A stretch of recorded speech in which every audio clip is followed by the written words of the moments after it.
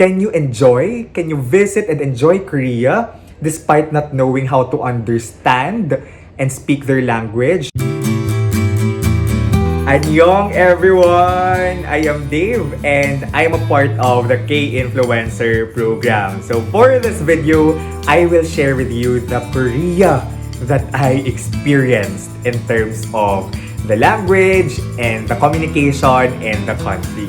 So for sure, Korea is a dream destination for a lot of Hallyu fans, K-drama fans, and K-pop fans like me. So in 2019, I chased this dream and I was able to experience Korea finally.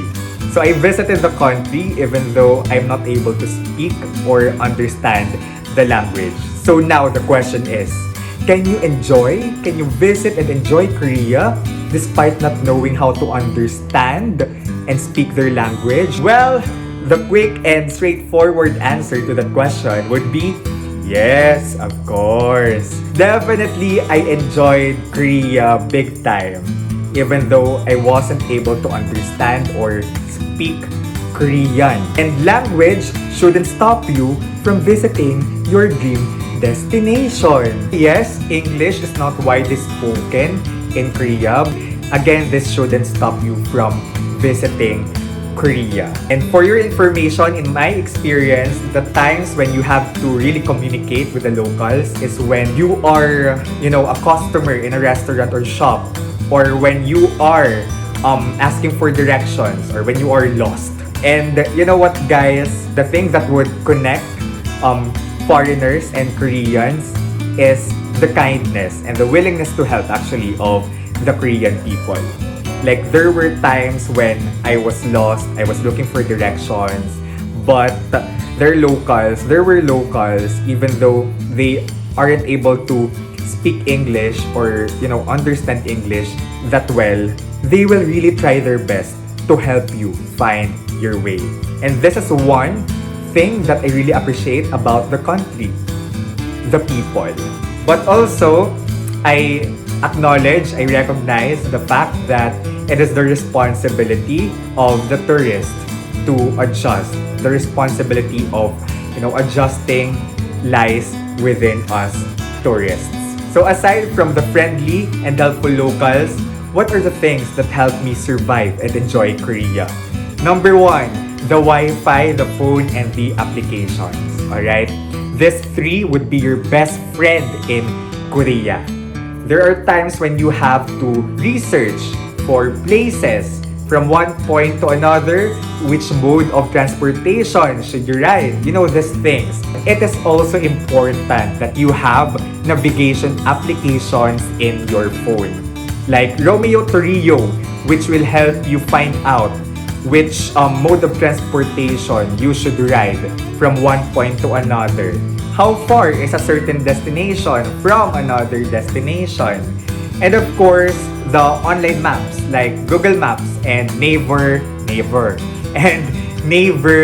Maps. But a lot of people have been recommending Naver Maps because they say it is more accurate than Google Maps.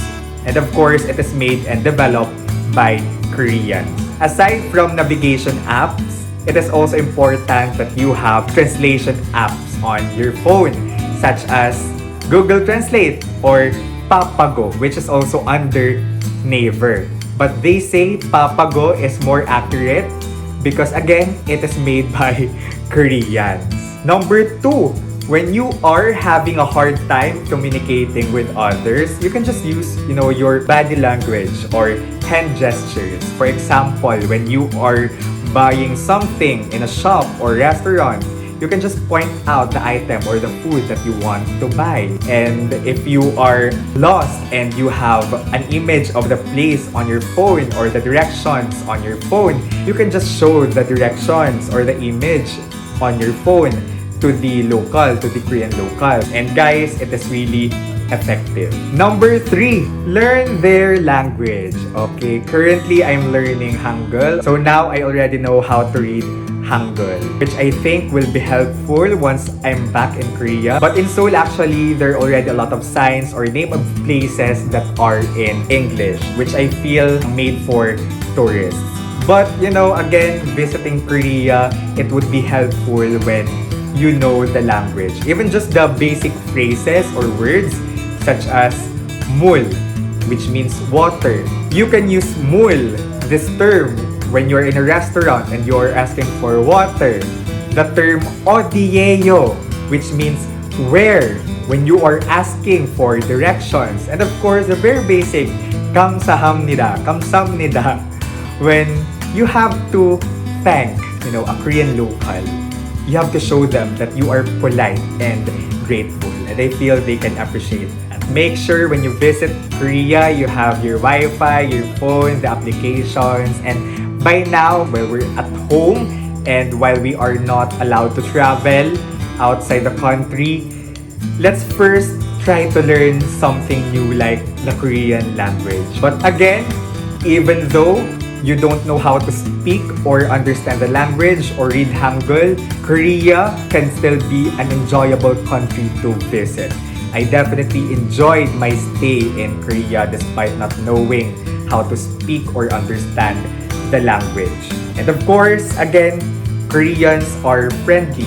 So whether you can speak or understand Korean or not, Korean locals remain friendly to everyone. So that's it, guys. I hope you got something from this vlog. If you have questions or any feedback, you can just comment down below. Alright, thank you so much for watching. Kamsahamnida and Annyeong!